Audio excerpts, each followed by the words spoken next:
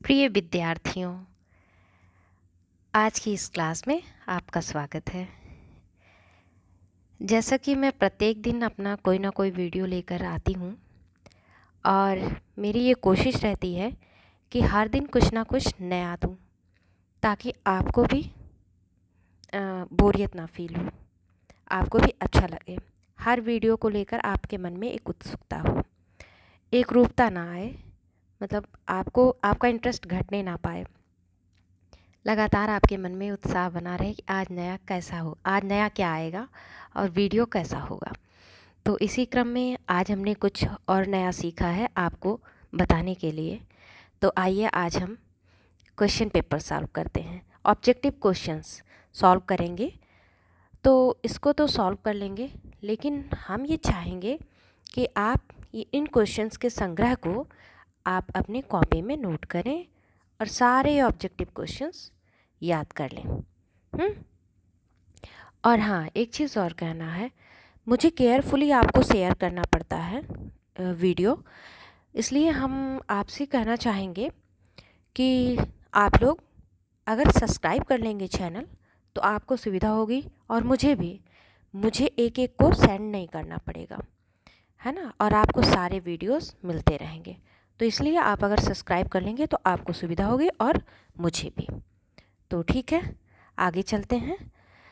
पहला क्वेश्चन, पहले चैप्टर का पहला बहुविकल्पी क्वेश्चन,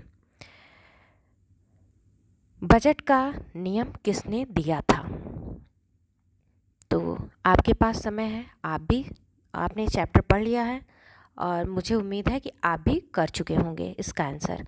तो बजट का नियम दिया था एंजल्स ने। इसको हम आंसर को हाईलाइट कर दे रहे हैं, इससे आप इसको ईजिली समझ सकेंगे। अगला क्वेश्चन है, दैनिक जीवन में किसकी बचत अति आवश्यक है? तो आपको पता है जिसमें जो भी ऑप्शन दिया हुआ है, श्रम, समय, धन, इन तीनों की आवश्यकता होती है दैनिक जीवन में।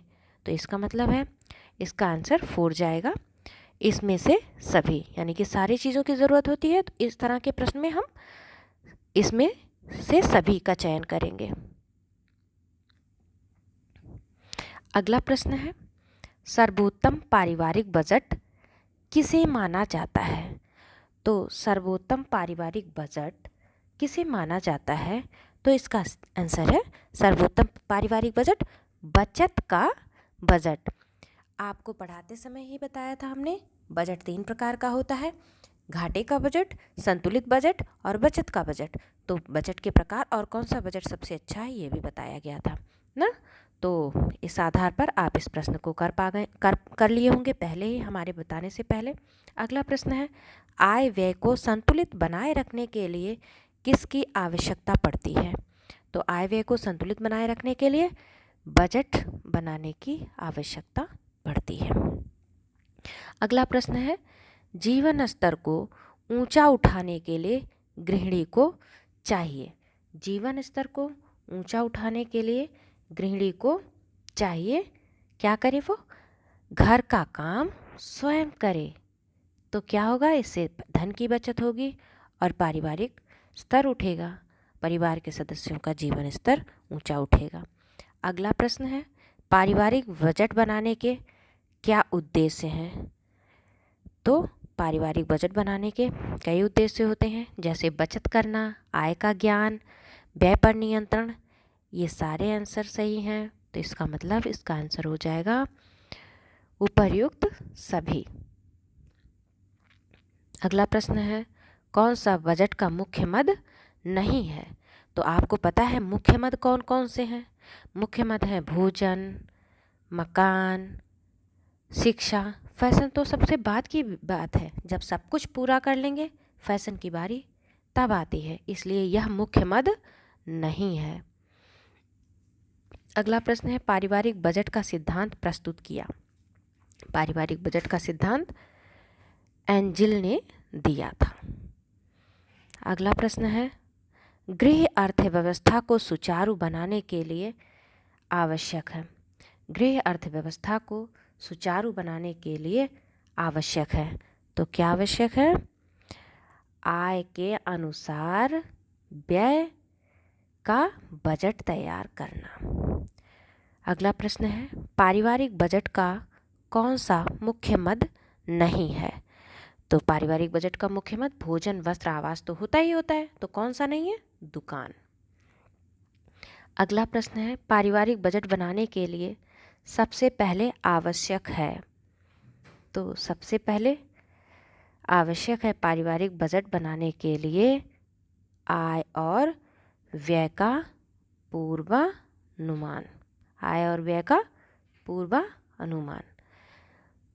अगला प्रश्न है, मासिक बजट बनाना आवश्यक है? मासिक बजट बनाना आवश्यक है किस लिए? आय और व्यय में संतुलन बनाए रखने के लिए। फिर हमारा दूसरा चैप्टर है आय, व्यय और बचत। तो हम लोग इसको करेंगे, इसके ऑब्जेक्टिव प्रश्न को करेंगे आय, व्यय और बचत से। इसका प्रश्न है पहला, जीवन बीमा योजना का मुख्य उद्देश्य क्या है? जीवन बीमा योजना का मुख्य उद्देश्य क्या है? इसमें क्या है आंसर? बीमा धारक को आर्थिक सुरक्षा प्रदान करना। बीमा धारक को आर्थिक सुरक्षा प्रदान करना। अगला प्रश्न है, बचत आर्थिक सुरक्षा का साधन है। किसकी सुरक्षा का साधन है? तो आंसर हो जाएगा स्वयं एवं आश्रितों के लिए, है ना। बचत अगर किए रहेंगे तो खुद के लिए लाभप्रद है, और आश्रितों यानी कि अपने ऊपर जो आश्रित हैं, चाहे बुजुर्ग हो गए या बच्चे हो गए, सबके लिए लाभप्रद है। अगला प्रश्न है, सरकारी कर्मचारी को सेवानिवृत्ति के उपरांत प्राप्त होता है। माने आप सेवानिवृत्ति ना समझ रहे हो, इसका मतलब रिटायरमेंट। जब कोई रिटायर हो जाता तब क्या मिलता है? पेंशन मिलता है। इसका आंसर हो गया पेंशन। अगला प्रश्न है, संचयी का जमा खाता है, संचयी का जमा खाता है या फिर संचयी का बचत खाता किसके लिए लाभप्रद है? तो संचयी का स्कूल जाने वाले बच्चों के लिए। जब बच्चे स्कूल में एडमिशन लेते हैं तो प्रत्येक महीने 1 रुपये संचयी का हमारे समय में जमा होता था। अभी तो इसका कुछ हो सकता है बढ़ गया हो, स्वरूप बदल गया हो, पर स्कूली बच्चों का संचयी का जमा होता है ताकि उनमें बचपन से ही बचत करने की भावना का विकास हो, ताकि बच्चे बचत करना सीख जाएं। ठीक है। अगला प्रश्न है, किसी शुभ अवसर पर दिया जाने वाला चेक कौन सा कहलाता है? तो वो शुभ अवसर पर कौन सा चेक दिया? शुभ अवसर पर क्या दिया जाता है? गिफ्ट दिए जाते हैं, तो कौन सा चेक हो गया? उपहार चेक। अगला प्रश्न है, बैंक में खाता खोलने की न्यूनतम रकम कितनी होनी चाहिए? तो बैंक में खाता खोलने की न्यूनतम रकम 500 रुपये। अगला प्रश्न है, बचत करना आवश्यक है। बचत किसके लिए करना आवश्यक है? संकटकालीन समय के लिए। संकटकालीन समय मतलब जब कभी कोई दुर्घटना हो जाए या कभी कोई ऐसी आवश्यकता आ जाए, तब उस समय बचत काम आता है। अगला प्रश्न, बचत का मुख्य उद्देश्य। बचत का मुख्य उद्देश्य क्या है? तो बचत का मुख्य उद्देश्य है भविष्य की सुरक्षा। अगला प्रश्न है, निम्नलिखित में से कौन सी वस्तु पूंजी नहीं है? तो निम्नलिखित में से कौन सी वस्तु पूंजी नहीं है? तो पूंजी कौन सी नहीं है? 10 रुपये का नोट, टैक्सी, भवन, ये सब पूंजी है। क्या नहीं है? औजार। अगला प्रश्न है, बचत सुरक्षित रखने का प्रमुख साधन है। तो प्रमुख साधन क्या है? बैंक। बैंक बचत सुरक्षित रखने का प्रमुख साधन बैंक है, बैंक में जमा करना। अगला प्रश्न है, किसान विकास पत्र बचत योजना है। किसान विकास पत्र बचत योजना है डाक खाने की।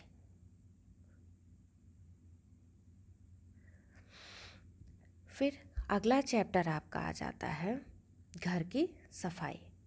तो हम अगले चैप्टर का ऑब्जेक्टिव प्रश्न करेंगे। तो कूड़ा करकट नष्ट करने के उपाय हैं। तो आपको बताया गया था कूड़ा करकट नष्ट करने के 3 उपाय हैं। नंबर 1 बताया गया था जलाकर, नंबर 2 बताया गया था छांट कर उसका प्रयोग, और नंबर 3 बताया गया था खाद बनाना।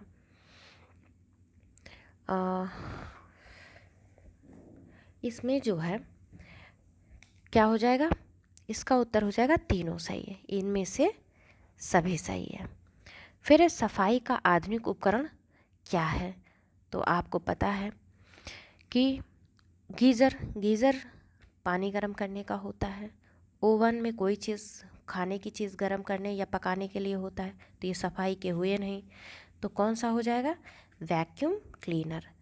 कई बार इसका आंसर करने का तरीका ये भी होता है, जब आपको कोई 4 प्रश्न मिला है, उसमें चार ऑप्शन मिलेंगे। 4 ऑप्शन में मान लीजिए आपको सही ऑप्शन नहीं आ रहा है, तो आप एक एक पर विचार करिए, हो सकता है वो आ रहा हो जो उसका उत्तर ना हो, तो तीन बचते हैं। तो इस तरह में आप करके देख सकते हैं। जैसे सफाई का आधुनिक उपकरण आपको नहीं पता है, लेकिन आपको गीज़र के बारे में पता है कि गीज़र बाथरूम में लगा होता है, पानी गर्म करता है, तो आपको पता होगा कि ये पानी गर्म करता है, ये सफाई का तो हुआ नहीं। अब अगर गीज़र नहीं हुआ तो इनमें से सभी उत्तर भी नहीं होगा, क्योंकि एक तो बाहर कर चुके हैं, तो 2 आंसर आपका वैसे ही निकल गया। तो बचे 2।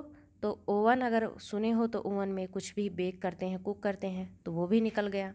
तो बचता कौन है? Vacuum cleaner. इस तरह से आप हल कर सकते हो कि आपको उत्तर नहीं पता है, फिर भी आप कोशिश सही कर ले जाते हो, अपनी बुद्धि विवेक से सही उत्तर टिक कर सकते हो। फिर अगला आता है, वैक्यूम क्लीनर का प्रयोग किया जाता है। तो वैक्यूम क्लीनर का प्रयोग किसके लिए किया जाता है? घर की सफाई के लिए। अगला प्रश्न है, चांदी के बर्तनों की सफाई के लिए क्या प्रयोग करेंगे? तो चांदी के बर्तनों की सफाई के लिए हम लोग किसका प्रयोग करते हैं? सर्फ का प्रयोग करते हैं। अगला प्रश्न है, कूड़े कचरे का निष्कासन का सर्वोत्तम साधन क्या है? तो कूड़े कचरे को मतलब निष्कासन मीन्स उसका निस्तारण करना, मतलब उसको नष्ट करने का सबसे अच्छी विधि क्या मानी जाती है? तो कूड़े कचरे के निष्कासन की जो इसमें दी गई है, दिए गए ऑप्शन में सबसे सटीक ऑप्शन है गड्ढे में डालकर पाट देना। गड्ढे में डालकर पाट देना, ये सबसे सटीक होगा। ठीक है। और तांबे की वस्तुओं को साफ करना चाहिए। तो तांबे की वस्तु को किससे साफ करेंगे? तांबे की वस्तु को साफ करने के लिए हम लोग यूज़ करते हैं चूने का। अगला प्रश्न है, स्टील के बर्तन साफ करते हैं, किससे से साफ करेंगे? स्टील का बर्तन भीम से साफ करते हैं। अगला प्रश्न है, घर का सारा कूड़ा करकट एकत्र करना चाहिए, तो कूड़ेदान में। अगला प्रश्न है, पीतल के फूलदान की सफाई व चमक के लिए उपयुक्त है। पीतल के फूलदान की सफाई व चमक के लिए उपयुक्त है, तो इसके लिए चूना यूज़ किया जाता है।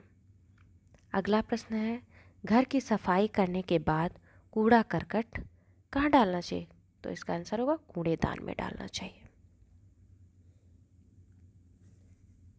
अगला पार्ट है घर की सजावट। तो घर की सजावट, इसका हम लोग हल करते हैं ऑब्जेक्टिव प्रश्न। पहला प्रश्न है, सजावट की कला की सबसे अच्छा सिद्धांत है। सजावट की कला का सबसे अच्छा सिद्धांत है, तो इसका आंसर हो जाएगा अनुरूपता। क्या आंसर हो जाएगा? अनुरूपता। दूसरा प्रश्न है, सजावट में सबसे अधिक आवश्यकता है या फिर अथवा करके है, या सजावट से पूर्व आवश्यक है? तो सबसे ज़्यादा ज़रूरी होती है सजावट से पहले सफाई।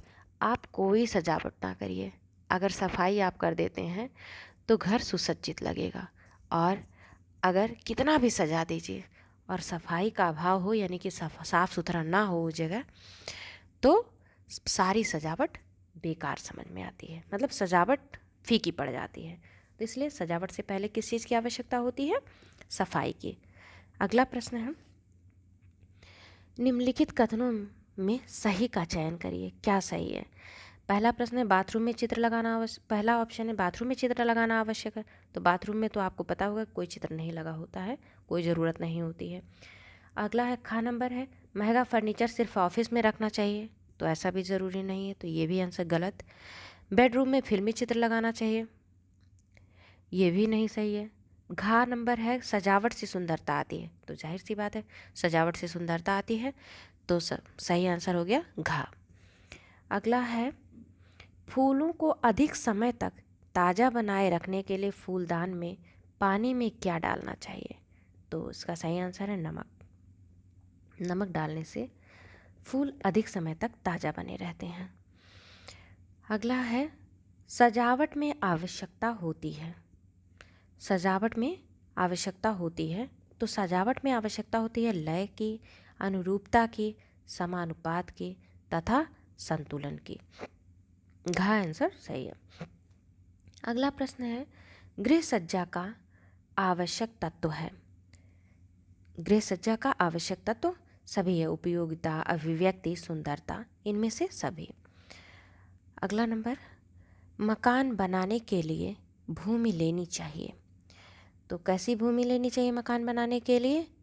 पथरीली। क्या होगा? इससे नींव धंसेगी नहीं, नहीं तो रेतीली होगी, चिकनी होगी, वहाँ सब कैसी भी नहीं ले सकते। अगर पथरीली है तो वो घर, वहाँ पे बनाया गया मकान मजबूत होगा। अगला है पर्दे लगाने के प्रमुख उद्देश्य हैं। पर्दे क्यों लगाए जाते हैं? तो पर्दे लगाने के कई उद्देश्य होते हैं। पहली बात तो बाहर से आने वाली तीव्र हवा, मतलब तेज़ी से चलने वाली हवा के झोंके, उससे बचाता है, और तेज़ धूप और गर्मी से बचाव करता है। तो आंसर नंबर गा। अगला प्रश्न है सजावट का अर्थ है। सजावट का अर्थ आंसर है घर सुव्यवस्थित रखना। अगला है घर की सजावट के लिए किस वस्तु का उपयोग किया जाता है? तो घर की सजावट के लिए फूलदान का उपयोग किया जाता है।